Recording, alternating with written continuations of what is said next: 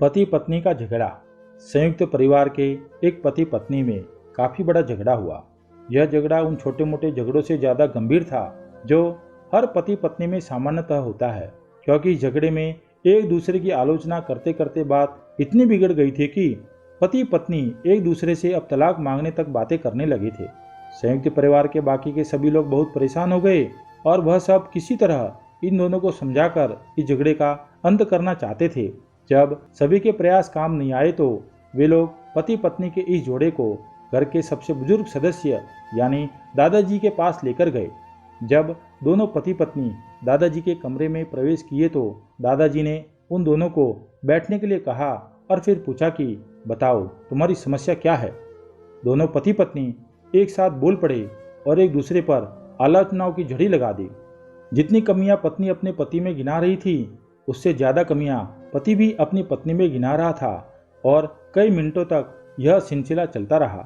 दादाजी ने भी इन दोनों को नहीं रोका और इनको अपना अपना गुस्सा एक दूसरे पर उतारने दिया। आखिर में जब दोनों एक दूसरे की बुराई करके थक गए और शांत हो गए तब दादाजी ने उन दोनों से कहा अब दोनों एक दूसरे की कुछ अच्छाइयाँ बताओ। जब अच्छाइयाँ बताने का समय आया तब दोनों ही पति और पत्नी एकदम से चुप हो गए।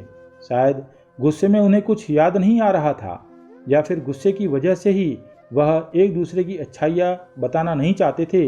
दादाजी ने यह बात भी महसूस कर ली।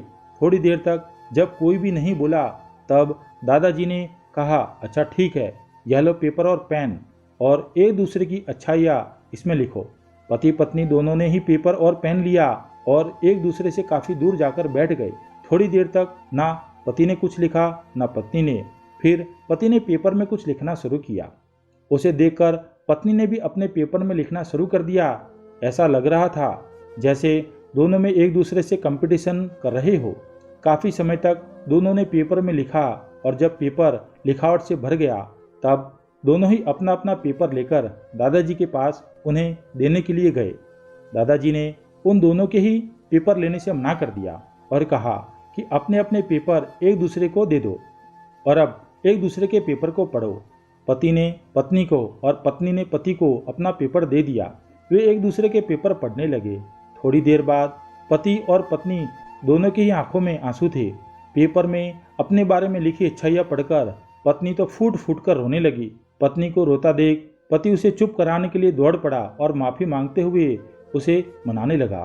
पत्नी ने भी पति की माफ़ी मांगी और माहौल ऐसा हो गया जैसे कभी कोई झगड़ा हुआ ही नहीं था। दोस्तों, कमियां और खूबियां जगत के हर इंसान में होती है। अब हमारे ऊपर होता है कि हम कमियां देखकर अपने जीवन को नर्क बना ले या खूबियां देखकर अपने जीवन को स्वर्ग बना दे।